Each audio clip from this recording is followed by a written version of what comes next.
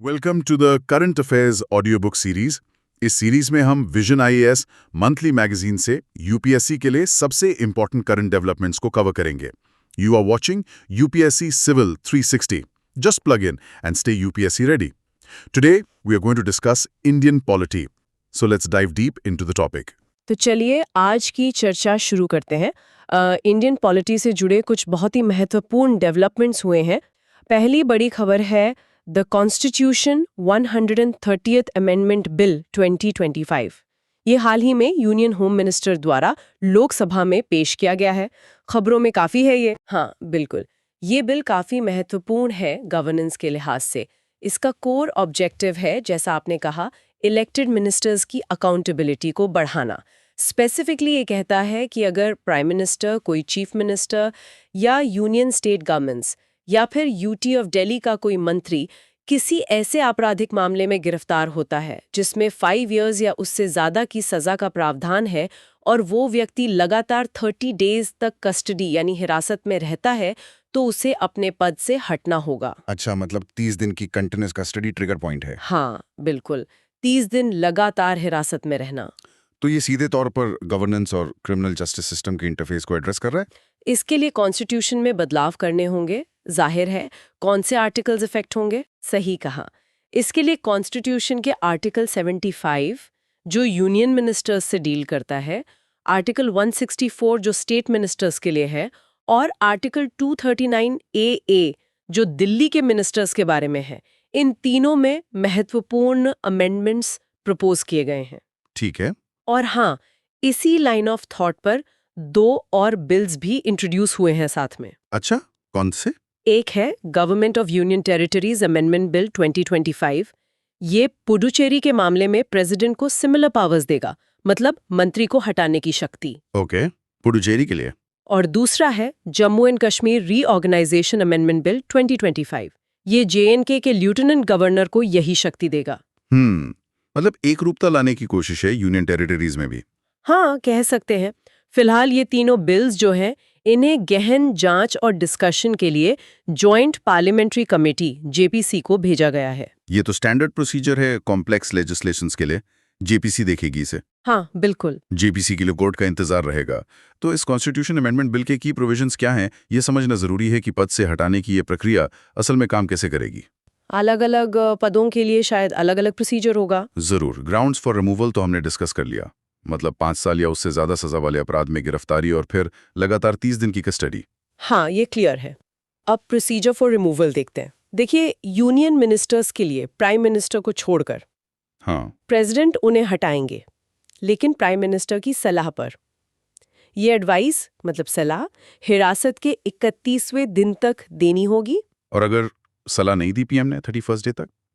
तो उस केस में अगर सलाह नहीं मिलती है तो मंत्री ऑटोमेटिकली 31वें दिन को पदमुक्त हो जाएंगे, मतलब उन्हें हटावा मान लिया जाएगा। अच्छा, ऑटोमेटिक सेसेशन। ठीक है। और स्टेट्स और दिल्ली के मिनिस्टर्स के लिए क्या व्यवस्था है? स्टेट मिनिस्टर्स के लिए चीफ मिनिस्टर को छोड़कर गवर्नर एक्ट करेंगे, लेकिन चीफ मिनिस्टर की सलाह पर। यहाँ भी सलाह जरूरी है। हाँ, और दिल्ली मिनिस्टर्स के लिए चीफ मिनिस्टर को छोड़कर प्रेसिडेंट हटाएंगे, दिल्ली के सीएम की सलाह पर। दोनों ही मामलों में, मतलब स्टेट्स और दिल्ली में, अगर 31st डे तक संबंधित सीएम से सलाह नहीं मिलती है तो मंत्री ऑटोमेटिकली पदमुक्त हो जाएंगे। वही ऑटोमेटिक सेसेशन वाला प्रिंसिपल। समझ गया। Union ministers, state ministers, Delhi ministers, ये क्लियर हो गया। पर प्राइम मिनिस्टर या चीफ मिनिस्टर्स के लिए क्या प्रावधान है? क्या उनके लिए भी यही प्रोसीजर है? नहीं, उनके लिए प्रोसीजर थोड़ा अलग है। प्राइम मिनिस्टर या किसी भी सीएम यूनियन, स्टेट या दिल्ली के केस में अगर वो 30 दिन की कस्टडी में रहते हैं तो उन्हें हिरासत के 31st डे तक रिजाइन करना होगा, खुद से। उन्हें खुद रिजाइन करना होगा? हाँ, और अगर वो रिजाइन नहीं करते हैं तो फिर अगले दिन यानी 32nd डे को वे ऑटोमेटिकली पदमुक्त माने जाएंगे। अच्छा, तो उनके लिए रेजिग्नेशन फर्स्ट स्टेप है, ना होने पर ऑटोमेटिक रिमूवल। बिल्कुल। और एक बहुत इंटरेस्टिंग बात है इस बिल में, क्या? इसमें रीअपॉइंटमेंट पर कोई रोक नहीं लगाई गई है। ओह, मतलब अगर कोई मंत्री या पीएम, सीएम इस प्रावधान के तहत पद से हटता है और बाद में कस्टडी से रिलीज हो जाता है। हाँ, तो कस्टडी से रिलीज होने के बाद उन्हें फिर से उसी पद पर नियुक्त किया जा सकता है, बिल इस पर रोक नहीं लगाता। ये रीअपॉइंटमेंट वाली बात थोड़ी पेचीदा लग रही है। इसके इम्प्लीकेशंस हो सकते हैं। खैर, अब आते हैं आर्ग्यूमेंट्स पर। इस बिल के पक्ष में क्या आर्ग्यूमेंट्स दिए जा रहे हैं? जाहिर है कॉन्स्टिट्यूशनल मोरालिटी और एथिकल गवर्नेंस की बात तो होगी ही। हाँ बिल्कुल, ये बड़ा आर्ग्यूमेंट है। सुप्रीम कोर्ट ने भी 2014 के Manoj Narula v Union of India case में इशारा किया था। कोर्ट ने कहा था कि हालांकि लीगली कोई बार नहीं है, पर पीएम को ये एक्सपेक्ट किया जाता है कि वो गंभीर आपराधिक आरोपों वाले व्यक्तियों को मंत्री बनाने से बचें। तो ये बिल उस स्पिरिट को कैप्चर करने की कोशिश है। हाँ, मनोज नरूला केस काफी चर्चित रहा था। दूसरा आर्ग्यूमेंट है प्रोटेक्टिंग पब्लिक ट्रस्ट। कहा जा रहा है कि ये कदम करप्शन और पॉलिटिक्स के क्रिमिनलाइजेशन के खिलाफ एक कड़ा रुख दिखाएगा, जिससे गवर्नमेंट इंस्टीट्यूशंस में पब्लिक ट्रस्ट बढ़ सकता है। ये भी एक वैलिड पॉइंट है। जनता का विश्वास जरूरी है। तीसरा, गुड गवर्नेंस। देखिए, जेल से शासन करने की जो स्थिति बन सकती है वो एक विसंगति है। ये बिल उस सिचुएशन को खत्म करने की कोशिश है। ये एग्जीक्यूटिव फंक्शंस को अकाउंटेबिलिटी से जोड़ता है और एक तरह से कॉन्स्टिट्यूशनल गैप्स को भरने की कोशिश करता है। और एक लीगल गैप भरने की बात भी कही जा रही है। शायद मौजूदा कानून सिर्फ कन्विक्शन पर डिस्क्वालिफिकेशन की बात करता है, अरेस्ट या कस्टडी पर नहीं। बिल्कुल सही। मौजूदा रिप्रेजेंटेशन ऑफ पीपल एक्ट 1951, जिसे हम आरपी एक्ट कहते हैं, वो जनप्रतिनिधियों की योग्यता अयोग्यता तय करता है।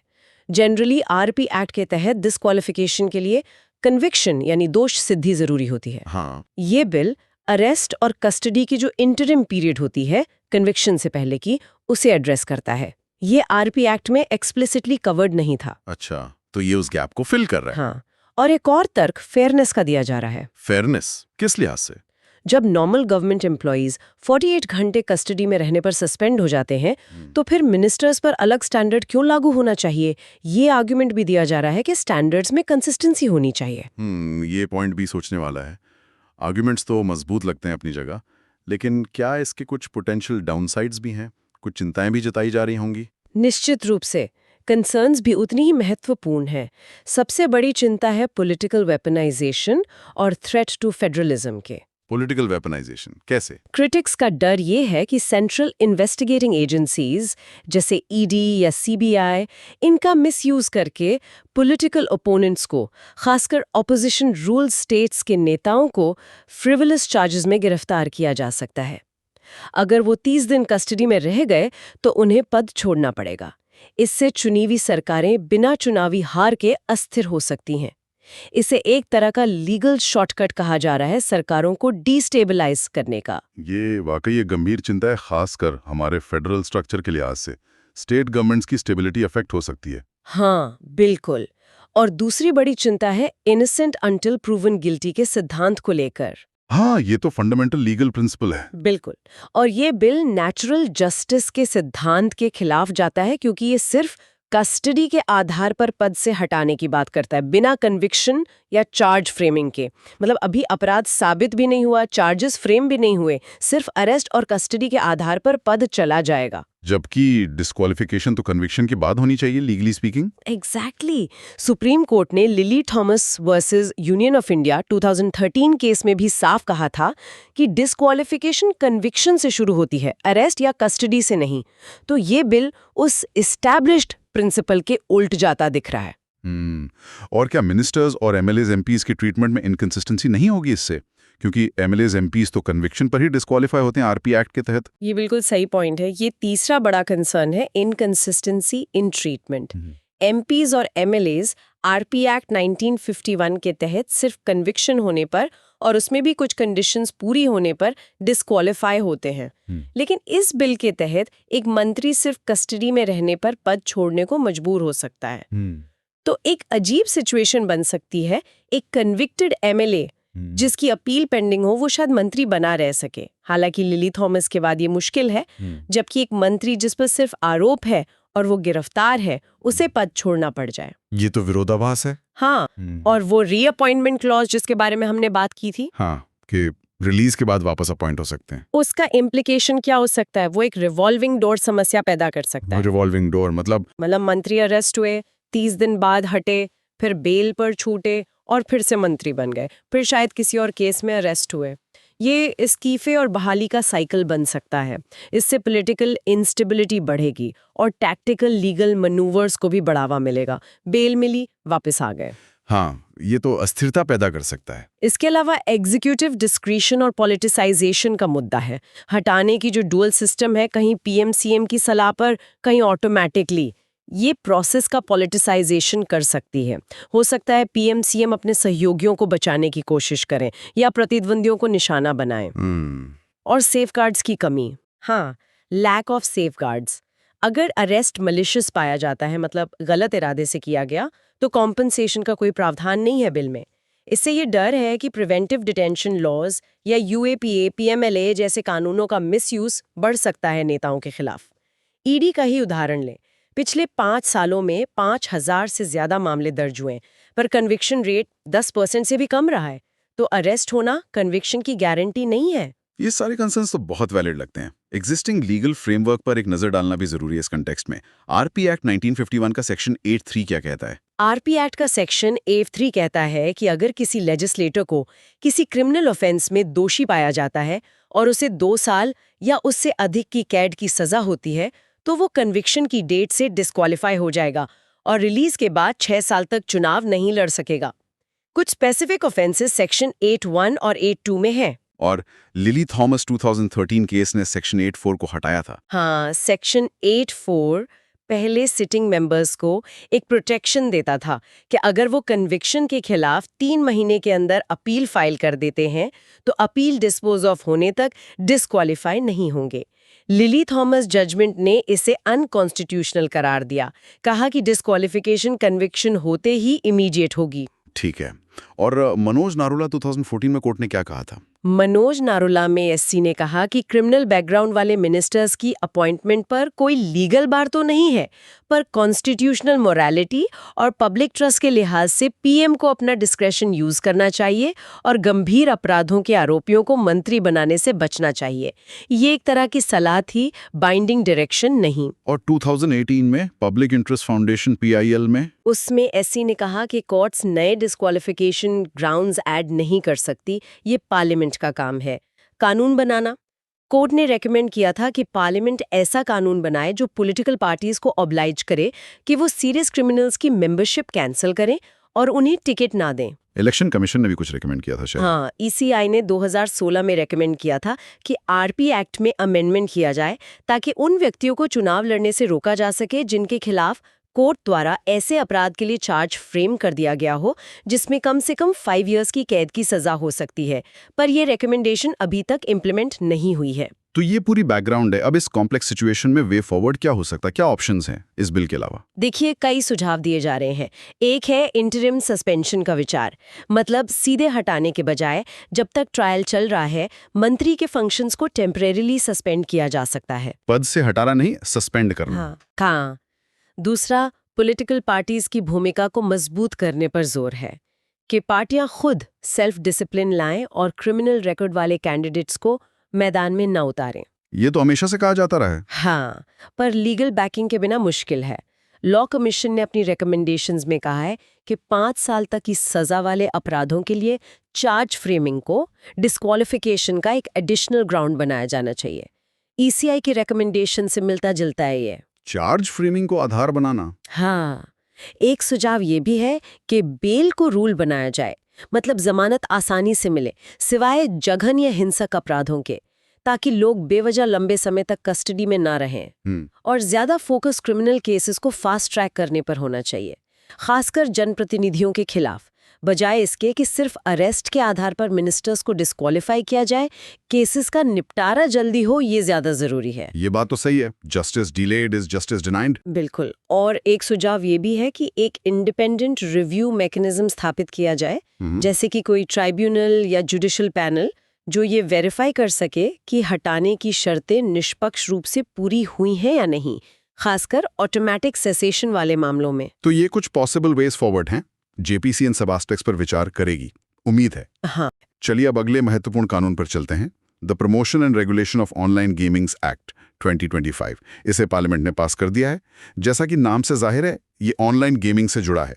ये एसेंशियली क्या करता है? हाँ, ये act basically online money games पर प्रभावी रूप से प्रतिबंध लगाता है। अच्छा, मनी गेम्स पर बैन। हाँ, जिन्हें रियल मनी गेम्स RMGs भी कहते हैं। लेकिन दूसरी तरफ ये अन्य प्रकार के ऑनलाइन गेम्स जैसे ई-स्पोर्ट्स को प्रमोट और रेगुलेट करता है। मतलब ये डिफरेंशिएट करता है मनी गेम्स और ई-स्पोर्ट्स या सोशल गेम्स के बीच। इंटरेस्टिंग बात ये सिर्फ फाइनेंस बिल के तौर पर इंट्रोड्यूस किया गया था, आर्टिकल 1171 और 1173 के तहत, प्रेसिडेंट की रिकमेंडेशन के साथ। इस पर थोड़ी डिबेट भी हुई थी। हाँ, फाइनेंस बिल राउट अक्सर तब लिया जाता है जब लेजिस्लेशन में सिग्निफिकेंट फाइनेंशियल इम्प्लीकेशंस हों या उसे मनी बिल आर्टिकल 110 के दायरे में लाया जा सके। खैर, अब इस एक्ट की जरूरत क्यों पड़ी?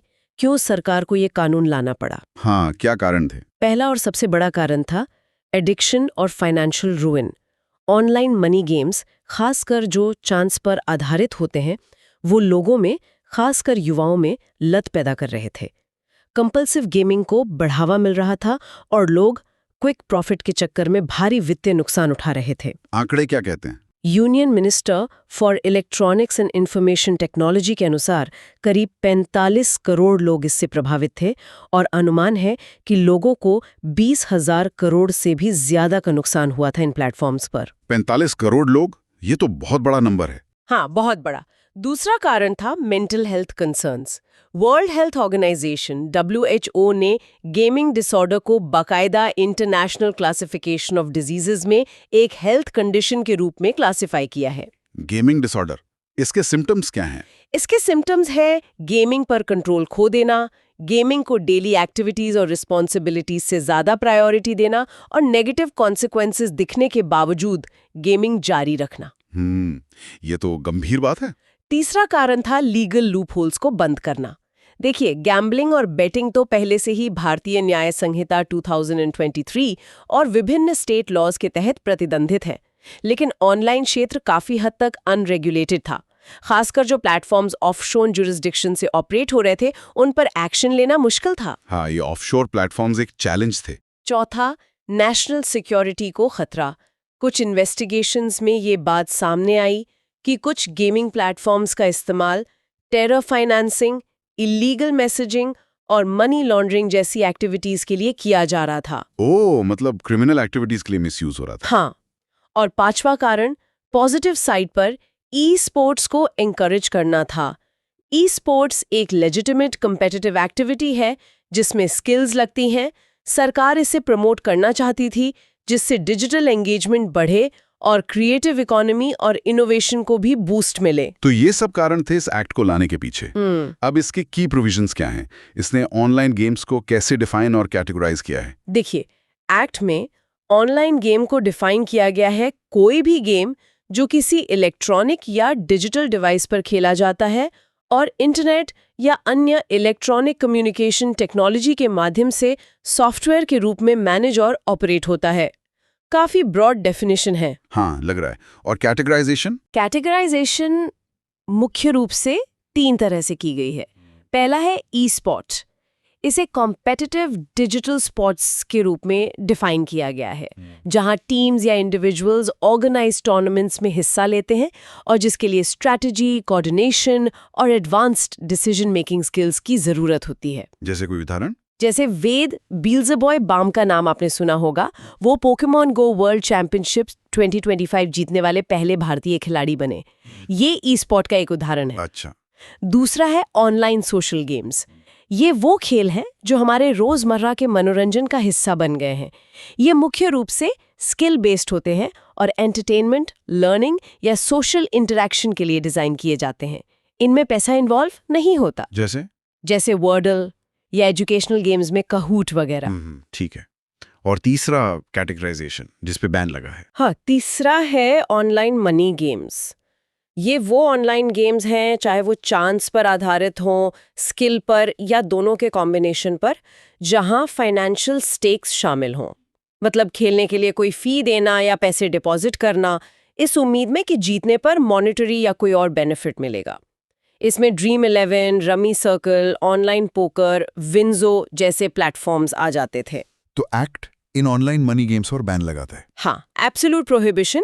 एक्ट कहता है कि ऑनलाइन मनी गेम्स, जिन्हें रियल मनी गेम्स भी कहा जाता है, और उनसे जुड़ी सर्विसेज प्रोवाइड करना प्रतिबंधित है। सर्विसेज मतलब उनका एडवर्टाइजमेंट करना या बैंक्स और फाइनेंशियल इंस्टीट्यूशंस द्वारा उनके लिए पेमेंट प्रोसेसिंग करना, इन सब पर भी प्रतिबंध है। और अगर कोई प्लेटफॉर्म ये बैन वायोलेट करे तो इंफॉर्मेशन टेक्नोलॉजी एक्ट 2000 के तहत सरकार को ये अधिकार है कि वो ऐसे गैर कानूनी प्लेटफॉर्म्स तक एक्सेस को ब्लॉक कर दे। ये एक्ट कहाँ लागू होगा? सिर्फ भारत में ऑपरेट होने वाले प्लेटफॉर्म्स पर? नहीं, इसकी एप्लीकेबिलिटी काफी वाइड है। ये पूरे भारत में लागू होगा और ये उन ऑनलाइन मनी गेमिंग सर्विसेज पर भी लागू होगा जो भारत के क्षेत्र के भीतर ऑफर की जाती हैं या फिर भारत के क्षेत्र के बाहर से ऑपरेट होकर भारत में टारगेट करती हैं। मतलब ऑफशोर प्लेटफॉर्म्स भी इसके दायरे में हैं। ये इंपॉर्टेंट है कि ऑफशोर प्लेटफॉर्म्स कवर हो रहे हैं। हाँ, दूसरी तरफ जैसा मैंने कहा, ई स्पोर्ट्स को प्रमोट किया जाएगा। उन्हें लेजिटिमेट कम्पिटिटिव स्पोर्ट के रूप में मान्यता दी गई है। प्रमोशन के लिए क्या कदम उठाए जाएंगे? Ministry of youth affairs in sports MOYAS इसके लिए गाइडलाइंस डेवलप करेगा। ट्रेनिंग एकेडमीज, रिसर्च सेंटर्स जैसा इंफ्रास्ट्रक्चर स्थापित किया जाएगा। और सोशल एजुकेशनल गेम्स के लिए? उनको भी प्रमोट किया जाएगा।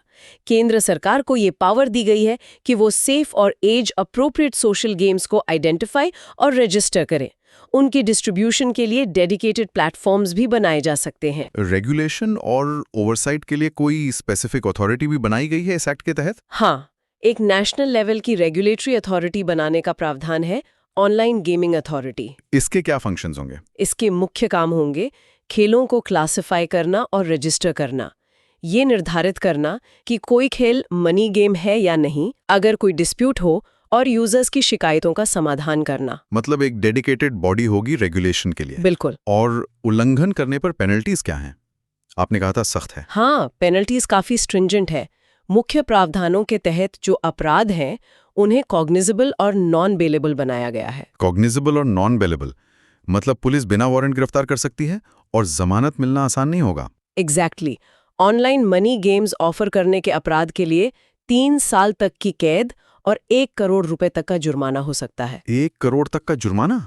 हाँ, और ऐसे खेलों का विज्ञापन करने पर 2 साल तक की कैद और 50 लाख रुपए तक का जुर्माना। एडवर्टाइजमेंट पे भी भारी पेनल्टी है। कंपनीज और उनके डायरेक्टर्स की क्या लायबिलिटी होगी? कॉर्पोरेट और इंस्टीट्यूशनल लायबिलिटी का भी प्रावधान है। कंपनियों और उनके अधिकारियों जैसे डायरेक्टर्स, मैनेजर्स को जवाबदेह ठहराया जा सकता है। हालांकि इंडिपेंडेंट और नॉन एग्जीक्यूटिव डायरेक्टर्स के लिए कुछ स्पेसिफिक सेफगार्ड्स हैं, अगर वो साबित कर सकें कि उन्होंने ड्यू डिलिजेंस बरती थी। और इन्वेस्टिगेशन कौन करेगा? पावर्स क्या होंगे? केंद्र सरकार इन्वेस्टिगेशन, सर्च और सीजर के लिए अधिकारियों को ऑथोराइज कर सकती है। कुछ मामलों में बिना वारंट के गिरफ्तारी की पावर भी दी गई है। तो काफी कॉम्प्रिहेंसिव लग रहा है ये एक्ट। क्या ऑनलाइन गेमिंग के रिस्क से निपटने के लिए पहले से कोई इनिशिएटिव्स नहीं थे?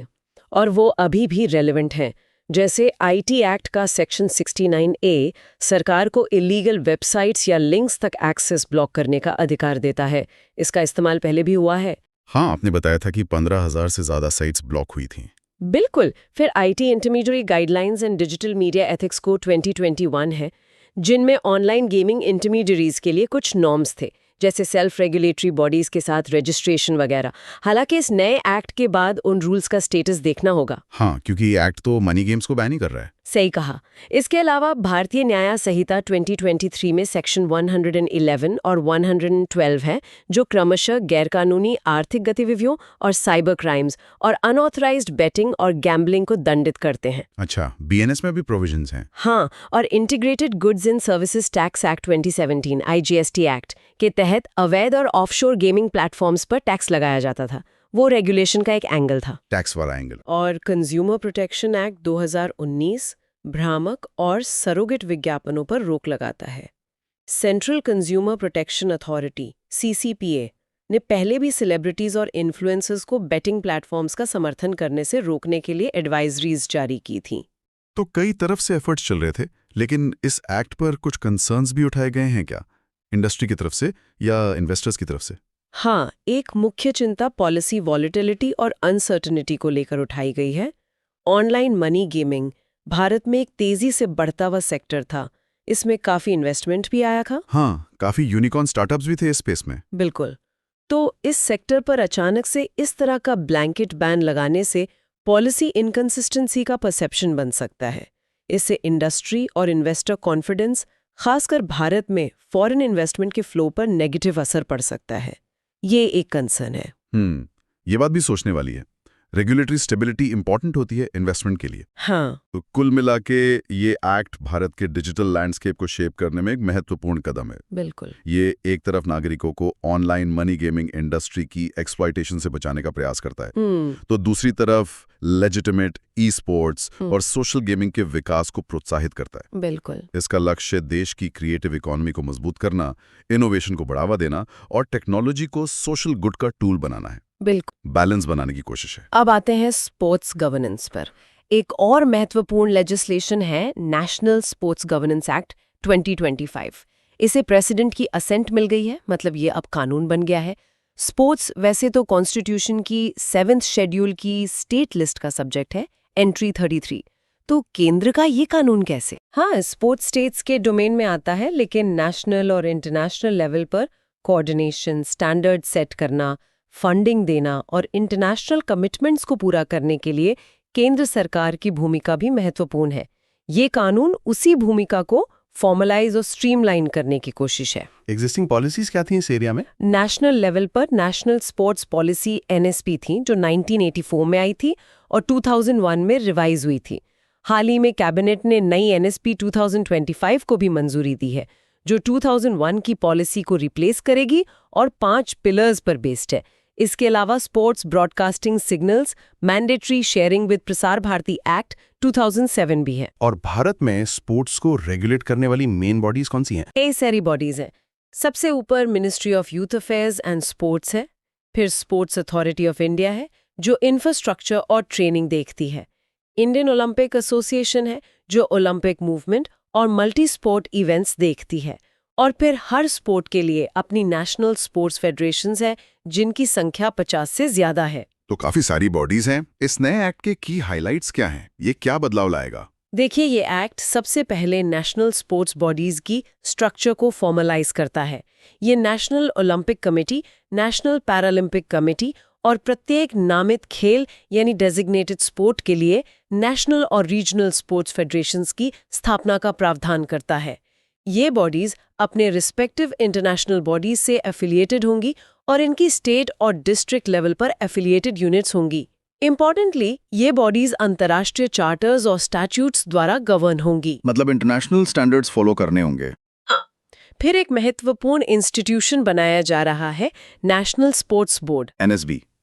इसका क्या रोल होगा? ये NSB he in sports bodies को रिकग्निशन देगा और उनकी अफिलिएटेड यूनिट्स को रजिस्टर करेगा, और केवल रिकग्नाइज्ड बॉडीज को ही केंद्र सरकार से फंडिंग मिलेगी। अच्छा, तो रिकग्निशन NSB से लेनी होगी फंडिंग के लिए? बिल्कुल। और रिकग्निशन के साथ जिम्मेदारियां भी आएंगी। नेशनल स्पोर्ट्स बॉडी को अपने स्टेक होल्डर्स के लिए एक कोड ऑफ एथिक्स तैयार करना होगा, और एक बहुत महत्वपूर्ण बात, एक रिकग्नाइज्ड ऑर्गेनाइजेशन RTI एक्ट 2005 के तहत एक पब्लिक अथॉरिटी मानी जाएगी। ओह, पब्लिक अथॉरिटी अंडर RTI? ये तो ट्रांसपेरेंसी के लिए एक बहुत बड़ा कदम है। NSSFs अक्सर ट्रांसपेरेंसी की कमी के लिए क्रिटिसाइज होते रहे। हाँ, ये अकाउंटेबिलिटी और ट्रांसपेरेंसी बढ़ाने में मदद करेगा। NSB की कॉम्पोजिशन और मेंबर्स की अपॉइंटमेंट केंद्र सरकार करेगी, एक सर्च कम सिलेक्शन कमेटी की सिफारिशों पर। मेंबर्स के लिए public administration, sports governance, sports law आदि में एक्सपर्टीज होनी चाहिए। डिस्प्यूट्स के निपटारे के लिए क्या व्यवस्था है? अक्सर स्पोर्ट्स में डिस्प्यूट्स होते रहते हैं। उसके लिए एक नेशनल स्पोर्ट्स ट्रिब्यूनल बनाने का प्रावधान है। ये स्पोर्ट्स रिलेटेड डिस्प्यूट्स का निपटारा करेगा। किस तरह के डिस्प्यूट्स? हालांकि इसका जुरिस्डिक्शन लिमिटेड है। जो खेल इंटरनेशनल बॉडीज द्वारा आयोजित होते हैं या नेशनल स्पोर्ट्स बॉडीज के इंटरनल डिस्प्यूट्स हैं, वो इसके दायरे में नहीं आएंगे। तो इसका स्कोप थोड़ा देखना होगा कि ये किन डिस्प्यूट्स को हैंडल करेगा। और इलेक्शंस? NSF के इलेक्शंस में काफी पॉलिटिक्स होती है। इलेक्शंस की ओवरसाइट के लिए भी मैकेनिज्म बनाया गया है।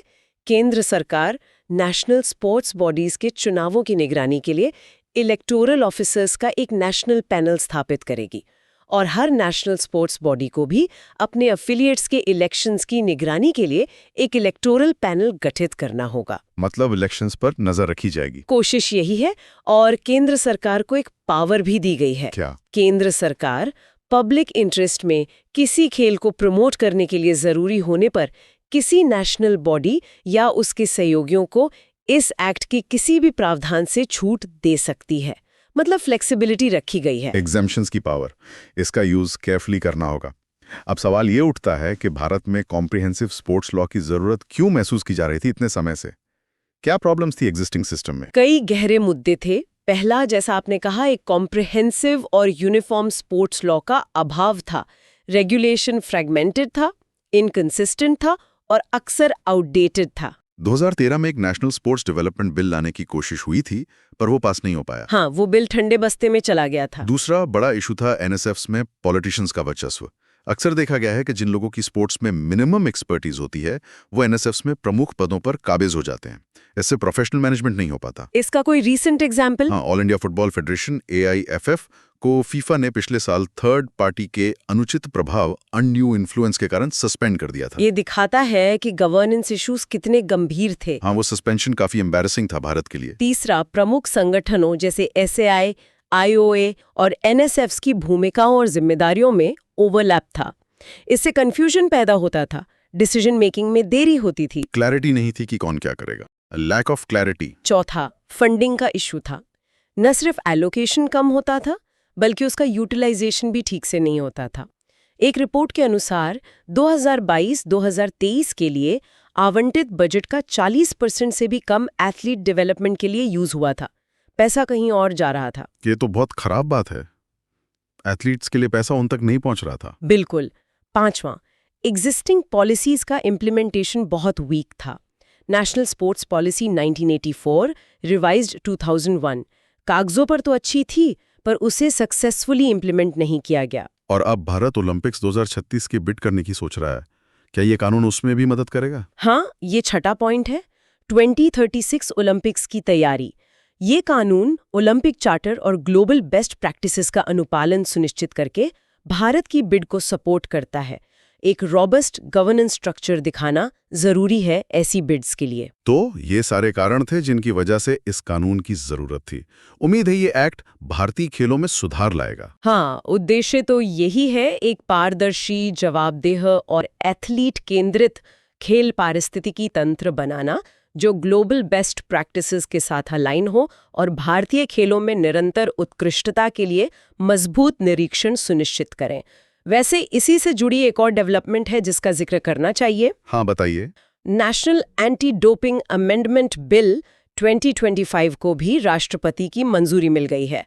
ये नेशनल एंटी डोपिंग एक्ट 2022 में संशोधन करता है। अच्छा, एंटी डोपिंग कानून में भी बदलाव हुए हैं। इसके मुख्य बदलाव क्या हैं? इसका मुख्य उद्देश्य तो खेलों में डोपिंग पर रोक लगाना ही है और टेस्टिंग, एनफोर्समेंट और वायलेशंस के एजुडिकेशन के लिए ढांचा प्रदान करना है।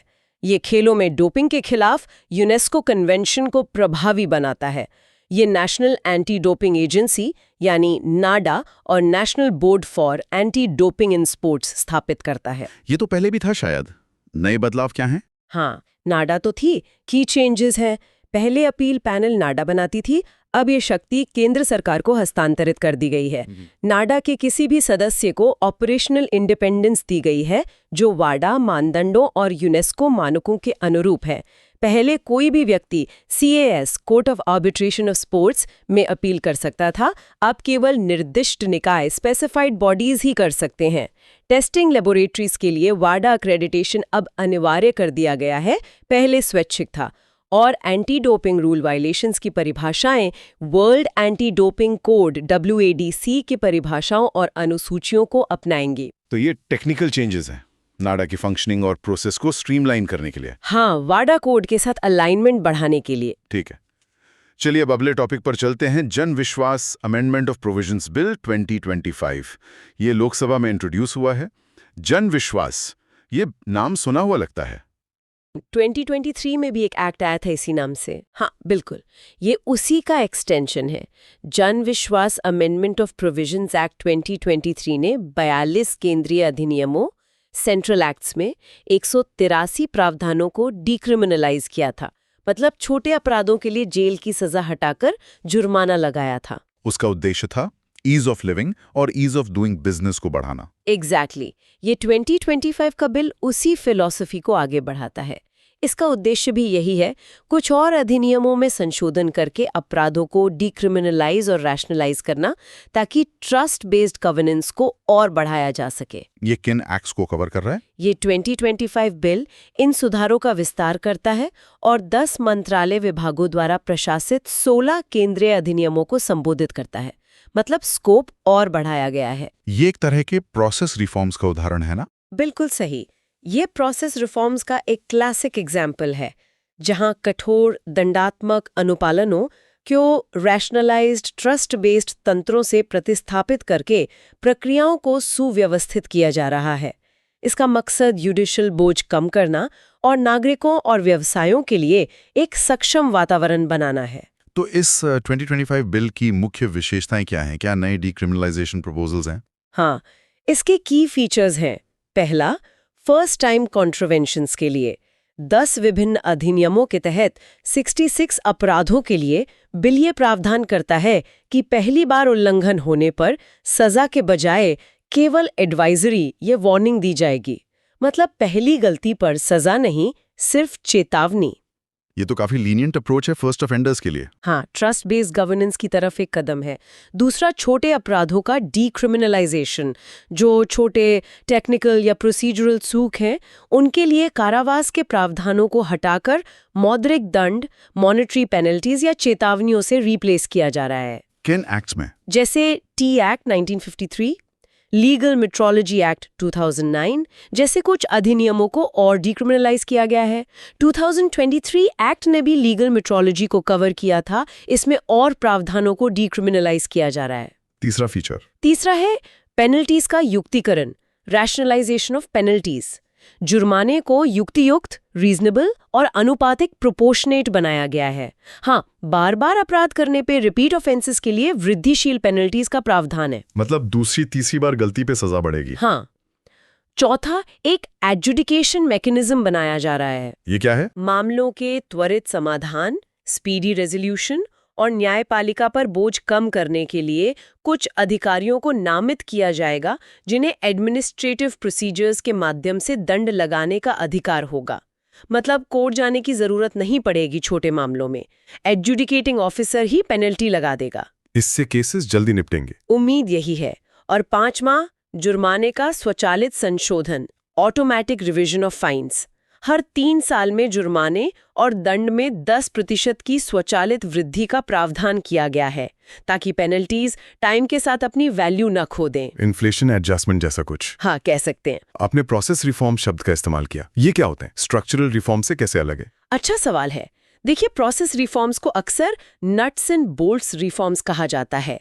इनमें किसी सिस्टम के काम करने के विशिष्ट नियमों, स्पेसिफिक रूल्स या प्रक्रियाओं, प्रोसीजर्स को बदलना शामिल होता है। छोटे छोटे बदलाव जो एफिशिएंसी लाते हैं। जैसे फॉर्म भरना आसान कर देना, अप्रूवल्स की संख्या कम कर देना, टाइमलाइन फिक्स कर देना। ये स्ट्रक्चरल रिफॉर्म्स से अलग है। स्ट्रक्चरल रिफॉर्म्स किसी आर्थिक गतिविधि के अंतर्निहित संरचना, अंडरलाइंग स्ट्रक्चर को बदलते हैं। स्ट्रक्चरल रिफॉर्म्स के उदाहरण क्या होंगे? जैसे जीएसटी लागू करना, जिसने पूरे इनडायरेक्ट टैक्स स्ट्रक्चर को बदल दिया, या इंसॉल्वेंसी एंड बैंक्रप्सी कोड लाना, जिसने बैंक्रप्सी रेजोल्यूशन का पूरा प्रोसेस बदल दिया, या मौद्रिक नीति समिति बनाना। ये बड़े स्ट्रक्चर लेवल चेंजेस हैं। जबकि प्रोसेस रिफॉर्म्स उसी स्ट्रक्चर के भीतर ऑपरेशंस को इंप्रूव करते हैं। एग्जैक्टली। प्रोसेस रिफॉर्म्स किसी दी गई संरचना के संचालन में सुधार करते हैं। ये सार्वजनिक नीति के भीतर विशिष्ट क्षेत्रों या गतिविधियों में ऑपरेशनल एफिशिएंसी में सुधार के लिए सूक्ष्म स्तरीय लक्षित परिवर्तन होते हैं। इकोनॉमिक सर्वे 2020-21 ने भी प्रोसेस रिफॉर्म्स के महत्व पर जोर दिया था। कहा था कि अत्यधिक विनियमन और अपारदर्शिता के बजाय सरल नियम और सुचारू प्रक्रियाएं होनी चाहिए। तो इन प्रोसेस रिफॉर्म्स का सिग्निफिकेंस क्या है? क्यों ये इतने इंपॉर्टेंट माने जा रहे हैं आजकल? इनका महत्व बहुत ज्यादा है। पहला, सस्टेनिंग इकोनॉमिक ग्रोथ के लिए। भारत दुनिया की सबसे तेजी से बढ़ती अर्थव्यवस्थाओं में से एक है। इस गति को बनाए रखने के लिए निरंतर सुधारों की आवश्यकता है और प्रोसेस रिफॉर्म्स उसमें मदद करते हैं। दूसरा, आपने बताया ease of doing business living. हाँ, ease of doing business, ease of living और अब ईज ऑफ साइंस पर भी फोकस है। ये सुधार नागरिकों, व्यवसायों और शोधकर्ताओं के लिए दिन प्रतिदिन की परेशानियों को सीधे तौर पर दूर करते हैं। तीसरा, ये अड़चनों और देरी को दूर करते हैं, अनब्लॉकिंग बॉटलनेक्स इन डिलेज। भारत में कई सरकारी प्रक्रियाएं पुराने नियमों, बोझिल कागजी कार्रवाई, अनावश्यक अनुमोदनों और सेवाओं की धीमी डिलीवरी के कारण बहुत इनएफिशिएंट हो गई थीं। प्रोसेस रिफॉर्म्स इन बाधाओं को हटाते हैं। चौथा, ये क्षेत्रीय प्रतिस्पर्धात्मकता बढ़ाते हैं। जैसे अदर सर्विस प्रोवाइडर्स ओएसपी के लिए दूर संचार नियमों का उदारीकरण किया गया था कुछ साल पहले। उससे आईटी एनेबल सर्विसेज और बीपीओ क्षेत्रों में काफी उछाल आया। ये एक प्रोसेस रिफॉर्म था जिसने सेक्टर की कम्पिटिटिवनेस बढ़ाई। ओएसपी रिफॉर्म्स काफी सक्सेसफुल रहे थे। पांचवां, ये भ्रष्टाचार और रेंट सीकिंग को कम करते हैं। जब प्रणालियां पारदर्शी होती हैं और अनावश्यक कदम हटा दिए जाते हैं तो भ्रष्टाचार और मनमाने प्रवर्तन का स्कोप कम हो जाता है। ये बहुत जरूरी है। और छठा, ये सरकार के भीतर समस्या समाधान की मानसिकता को संस्थागत बनाते हैं। जब सिस्टमैटिक प्रोसेस रिफॉर्म्स होते हैं तो सरकार के भीतर निरंतर समस्या समाधान की एक संस्कृति बनती है, जिससे संस्थान ज्यादा चुस्त और उत्तरदायी बनते हैं। इसके लिए कुछ गाइडिंग प्रिंसिपल्स भी बताए गए हैं शायद। हाँ, 5 मार्गदर्शक सिद्धांत बताए जाते हैं प्रोसेस रिफॉर्म्स के लिए। संक्षिप्त में कहूँ तो simplification and clear communication, clearly defined goals and alignment, agile and responsive processes, culture of ongoing review and refinement, और stakeholder involvement। भारत में सफल प्रोसेस रिफॉर्म्स के कुछ और केस स्टडीज क्या हैं? आपने ओएसपी का जिक्र किया। हाँ, और भी कई हैं। डायरेक्ट बेनिफिट ट्रांसफर डीबीटी एक बहुत बड़ा प्रोसेस रिफॉर्म है। लाभार्थियों को सीधे सब्सिडी और कल्याण भुगतान का डिजिटाइजेशन करने से लीकेज और डुप्लीकेशन में भारी कमी आई है। डीबीटी द गेम चेंजर है। बिल्कुल। फिर वॉलंटरी कंपनी लिक्विडेशन प्रोसेस को स्ट्रीमलाइन किया गया। पहले इसमें 4 साल से ज्यादा लग जाते थे। विज्ञापन प्रक्रिया को सुव्यवस्थित करने और कुछ एनओसीज की जरूरत नहीं है, ये क्लैरिफाई करने से टाइम काफी कम हो गया है। अच्छा। ऑटोनॉमस बॉडीज का युक्तिकरण भी हुआ है। All India handloom board, all India handicrafts board जैसे कई पुराने या ओवरलैपिंग सरकारी संस्थानों को या तो बंद कर दिया गया है या मर्ज कर दिया गया है, एफिशिएंसी बढ़ाने के लिए। गवर्नमेंट ई मार्केट पोर्टल भी है। हाँ, जीएम पोर्टल सरकारी खरीद के लिए लाया गया। इस ऑनलाइन प्लेटफॉर्म से ट्रांसपेरेंसी बढ़ी है और खरीद लागत में 15-20% तक की कमी आई है, ऐसा दावा है। ये भी बड़ा सुधार है। लीगल और डिस्प्यूट रेजोल्यूशन रिफॉर्म्स भी प्रोसेस रिफॉर्म्स का हिस्सा हैं। अदालतों में देरी और लागत को कम करने पर फोकस है, जिसमें insolvency and bankruptcy code IBC और ऋण वसूली तंत्र डेट रिकवरी मैकेनिज्म्स शामिल हैं। आईबीसी खुद स्ट्रक्चरल रिफॉर्म है, पर उसके प्रोसेसेस को इम्प्रूव करना प्रोसेस रिफॉर्म है। और लीगल मेट्रोलॉजी संशोधन? हाँ, जैसा हमने जैन विश्वास एक्ट 2023 के कॉन्टेक्स्ट में बात की, लीगल मेट्रोलॉजी एक्ट के तहत कई छोटे अपराधों के लिए आपराधिक दंड, क्रिमिनल पेनल्टीज डीक्रिमिनलाइज किए गए। ये भी प्रोसेस रिफॉर्म है जो बिजनेस कंप्लायंस आसान बनाता है। तो निष्कर्ष क्या है? जैन विश्वास बिल और प्रोसेस रिफॉर्म्स का फ्यूचर क्या है? देखिए, जैन विश्वास बिल जैसे सुधारों को शासन परिवर्तन, गवर्नेंस ट्रांसफॉर्मेशन की एक लंबी यात्रा में मील के पत्थर के रूप में देखा जाना चाहिए। ये अंत नहीं है, शुरुआत है। प्रौद्योगिकी को अपनाकर, निरंतर सरलीकरण पर ध्यान देकर और नागरिक केंद्रित शासन को अपनाकर ये सुधार संस्थानों के भीतर जवाबदेही, पारदर्शिता और अनुकूलनशीलता की संस्कृति में बदल सकते हैं। लॉन्ग टर्म विजन रखना होगा। बिल्कुल, कंटिन्यूअस इंप्रूवमेंट जरूरी है। चलिए अब आखिर में कुछ न्यूज़ इन शॉर्ट्स देख लेते हैं जो जुलाई महीने में रेलेवेंट रही। पहली खबर सुप्रीम कोर्ट से है। एससी ने एक मामले में ऑब्जर्व किया है कि कमर्शियल स्पीच और प्रोहिबिटेड स्पीच जैसे हेट स्पीच मौलिक अधिकार फंडामेंटल राइट जो आर्टिकल 19(1)A के तहत मिलता है, freedom of speech and expression, उसका हिस्सा नहीं है। हाँ, ये ऑब्जर्वेशन एक सोशल मीडिया कॉमेडियन के खिलाफ चल रहे केस में आई। उस पर आरोप था कि उसने विकलांग व्यक्तियों, डिसेबल पर्सन्स के बारे में असंवेदनशील चुटकुले बनाए थे। तो कोर्ट ने क्या कहा? कोर्ट ने हेट स्पीच, प्रोहिबिटेड स्पीच और कमर्शियल स्पीच को डिफाइन करने की कोशिश की और कहा कि ये प्रोटेक्शन के दायरे से बाहर हैं। कोर्ट ने यह भी कहा कि जिन इन्फ्लुएंसर्स के बड़ी संख्या में फॉलोअर्स होते हैं, उनकी जवाबदेही ज्यादा होती है, उन्हें सेंसिटिव होना चाहिए। कोर्ट ने आईटी रूल्स और सिनेमेटोग्राफ एक्ट के तहत आनुपातिक दंडात्मक कार्रवाई, प्रोपोर्शनेट पीनल एक्शन और मुआवजा कॉम्पनसेशन का सुझाव दिया और सरकार से कहा कि ऑनलाइन कंटेंट को रेगुलेट करने के लिए कॉम्प्रिहेंसिव गाइडलाइंस तैयार करे। इससे जुड़े पिछले एससी डिसीजंस कौन से हैं? Amish Devgan versus union of India 2020 case, जिसमें free speech versus hate prohibited speech और इन्फ्लुएंसर्स की जिम्मेदारी पर बात हुई थी, और Shreya Singhal versus union of India 2015 case, जिसने कहा था कि आसन्न नुकसान इमिनेंट हार्म के अभाव में वैध ऑनलाइन अभिव्यक्ति लेजिटिमेट ऑनलाइन एक्सप्रेशन पर अंकुश नहीं लगाया जा सकता।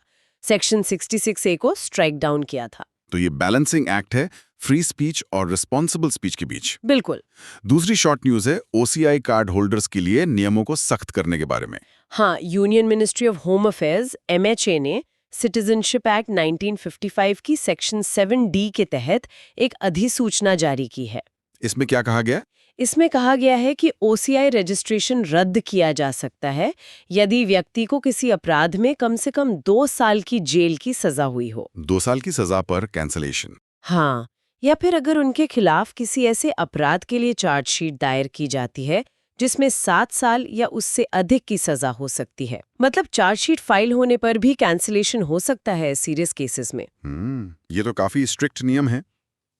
ओसीआई कार्ड के बारे में थोड़ा रिकैप कर सकते हैं? जरूर। OCI यानी overseas citizen of India card scheme 2005 में सिटीजनशिप एक्ट 1955 में संशोधन करके लाई गई थी। 2015 में person of Indian origin PIO card योजना का OCI में विलय कर दिया गया था। ये याद रखना जरूरी है कि OCI दोहरी नागरिकता नहीं है। ये होल्डर को कोई राजनीतिक अधिकार नहीं देता, जैसे वोट देने का या चुनाव लड़ने का अधिकार। कैंसिलेशन के ग्राउंड्स क्या होते हैं नॉर्मली? ग्राउंड्स में शामिल हैं धोखाधड़ी से OCI लेना, भारत के संविधान के प्रति असंतोष दिखाना, या यदि कैंसिलेशन भारत की संप्रभुता और अखंडता, सुरक्षा, विदेशी राज्यों के साथ मैत्रीपूर्ण संबंध या आम जनता के हित interest of the general public में आवश्यक हो। अब इसमें ये क्रिमिनल कन्विक्शन चार्जशीट वाला ग्राउंड भी जुड़ गया है। ओसीआई कार्ड होल्डर्स को बेनिफिट्स क्या मिलते हैं? उन्हें multiple entries multipurpose life long visa मिलता है भारत आने के लिए। उन्हें भारत में रहने के दौरान foreign regional registration officer FRO या फॉरेन रजिस्ट्रेशन ऑफिसर FRO के साथ पंजीकरण से छूट मिलती है कितने भी लंबे स्टे के लिए, और आर्थिक, इकोनॉमिक, वित्तीय, फाइनेंशियल और शैक्षिक एजुकेशनल क्षेत्रों में नॉन रेजिडेंट इंडियंस के साथ समानता मिलती है, सिवाय कृषि, एग्रीकल्चरल या बागान प्लांटेशन संपत्तियों के अधिग्रहण के। तो बेनिफिट्स तो हैं पर अब स्क्रूटनी बढ़ गई है। हाँ। तीसरी शॉर्ट न्यूज है भारत के उपराष्ट्रपति पद के चुनाव की घोषणा के बारे में। हाँ, election commission of India ECI ने 17वें उपराष्ट्रपति वाइस प्रेसिडेंट चुनाव की तारीख की घोषणा कर दी है। वाइस प्रेसिडेंट से जुड़े कॉन्स्टिट्यूशनल प्रोविजंस क्या हैं? टर्म, वैकेंसी वगैरह। VP का कार्यकाल टर्म 5 साल का होता है, ये आर्टिकल 67 में लिखा है, और अगर पद खाली होता है मृत्यु, इस्तीफे या हटाने से, तो आर्टिकल 68(2) कहता है कि चुनाव शीघ्र as soon as possible कराया जाना चाहिए। टर्म खत्म होने से पहले अगला चुनाव कराना होता है, आर्टिकल 68(1). इसका इलेक्टोरल कॉलेज कौन होता है? कौन वोट डालता है? इसमें लोकसभा और राज्यसभा के सदस्य इलेक्टेड और नॉमिनेटेड दोनों वोट डालते हैं। प्रेसिडेंट के चुनाव से अलग है ये, जिसमें सिर्फ इलेक्टेड MPs और MLAs होते हैं और नॉमिनेटेड मेंबर्स नहीं होते। अच्छा, तो VP इलेक्शन में नॉमिनेटेड MPs भी वोट डालते हैं। करंट संख्या कितनी है इलेक्टोरल कॉलेज की? वर्तमान संख्या 782 MPs है। लोकसभा 543 प्लस राज्यसभा 239, इसे 782। ये संख्या थोड़ी बदल सकती है वैकेंसीज के हिसाब से। वोटिंग सिस्टम क्या होता है? वोटिंग सिस्टम वही है जो प्रेसिडेंशियल इलेक्शन में होता है, proportional representation by means of single transferable vote PRSTV, और मतदान गुप्त होता है, सीक्रेट बैलेट। ये आर्टिकल 66(1) में दिया गया है। ये चुनाव कौन कंडक्ट कराता है? Election commission of India ECI कराता है। आर्टिकल 324 के तहत ECI को ये शक्ति है, और presidential and vice presidential elections act 1952 के तहत प्रोसीजर डिटेल में दिया गया है। चुनाव की प्रक्रिया क्या होती है संक्षेप में? Nomination, voting. प्रक्रिया में सबसे पहले नॉमिनेशन होता है। कैंडिडेट को कम से कम 20 इलेक्टर्स एमपीज द्वारा प्रपोजर के रूप में और 20 इलेक्टर्स द्वारा सेकेंडर के रूप में समर्थन चाहिए होता है। 15,000 रुपए की सिक्योरिटी डिपॉजिट जमा करनी होती है। फिर वोटिंग होती है जो पार्लियामेंट हाउस में आयोजित की जाती है। वोटर्स को ईसीआई द्वारा सप्लाई किया गया एक विशेष पेन, स्पेशल पेन ही इस्तेमाल करना होता है।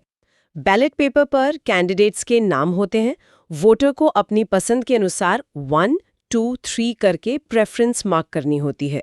फर्स्ट प्रेफरेंस देना अनिवार्य है।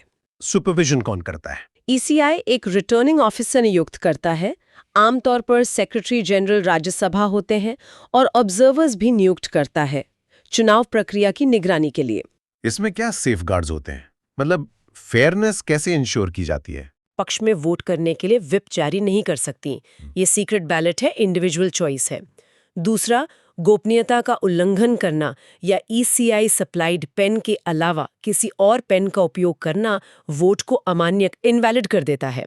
तीसरा, रिश्वतखोरी या अनुचित प्रभाव डालना presidential and vice presidential elections act 1952 के तहत चुनाव को चुनौती देने का आधार है। तो ये प्रोसेस है वीपी इलेक्शन का। हाँ, बिल्कुल। और आखिरी शॉर्ट न्यूज़ है नेशनल कोऑपरेटिव डेवलपमेंट कॉर्पोरेशन को सहायता अनुदान देने के बारे में। हाँ, केंद्रीय मंत्रिमंडल ने एक केंद्रीय क्षेत्र योजना को मंजूरी दी है जिसका नाम है grant in aid to national cooperative development corporation, NCDC। इस योजना के बारे में डिटेल्स क्या है? कितना आउटले है? ये योजना 4 साल 2025 से 2029 की अवधि के लिए है। कुल परिव्यय 2000 करोड़ रुपए का है, जिसमें हर साल 500 करोड़ रुपए आवंटित किए जाएंगे। NCDC इस योजना के लिए कार्यकारी एजेंसी के रूप में कार्य करेगी। ग्रांट इन एड का मतलब क्या होता है? ग्रांट इन एड बेसिकली सहायता, दान या योगदान की प्रकृति में किया गया भुगतान होता है जो एक सरकार द्वारा दूसरी सरकार, निकाय या व्यक्ति को किया जाता है। कॉन्स्टिट्यूशन में आर्टिकल 275 स्टैट्यूटरी ग्रांट्स और article 282 discretionary grants grant in aid से डील करते हैं जो केंद्र राज्यों को देता है। ये स्कीम NCDC को ग्रांट देगी। और NCDC क्या है? NCDC यानी नेशनल कोऑपरेटिव डेवलपमेंट कॉर्पोरेशन 1963 में संसद के अधिनियम के तहत स्थापित एक सांविधिक निगम है। ये मिनिस्ट्री ऑफ कॉर्पोरेशन के तहत काम करती है। इसका मुख्य काम सहकारी समितियों के उत्पादन, प्रसंस्करण, विपणन, भंडारण, आयात निर्यात आदि कार्यक्रमों की योजना बनाना और उन्हें बढ़ावा देना है। समय के साथ NCDC अधिनियम में संशोधन करके इसके कार्यों का विस्तार किया गया है ताकि ये विभिन्न प्रकार के सहकारी समितियों का समर्थन कर सके और अपने वित्तीय संसाधनों का विस्तार कर सकें। इसका मैनेजमेंट कौन देखता है? इसका प्रबंधन एक 51 सदस्यीय जनरल काउंसिल और एक 12 सदस्यीय बोर्ड ऑफ मैनेजमेंट द्वारा किया जाता है। इसका मुख्यालय हेडक्वार्टर्स नई दिल्ली में है। तो ये ग्रांट NCDC को और स्ट्रेंथन करेगी कोऑपरेटिव्स को सपोर्ट करने में। हाँ, यही उद्देश्य है। ये था आज का audio book discussion from vision IAS monthly magazine. अगर आपको ये फॉर्मेट हेल्पफुल लगा तो इसे लाइक और शेयर जरूर करें ताकि और एस्पिरेंट्स भी बेनिफिट ले सकें, because God help those who help others. और सब्सक्राइब करें हमारे चैनल को जहां आपको all NCERTs, current affairs, M Lakshmikanth, RS Sharma, spectrum, modern history और कई अन्य स्टैंडर्ड बुक्स की ऑडियो समरी मिलेंगी। हमारी कोशिश है कि आप कहीं भी कभी भी सुनकर अपनी तैयारी जारी रख सकें। मिलते हैं अगले एपिसोड में एक और इम्पोर्टेंट टॉपिक के साथ। धन्यवाद और जय हिंद।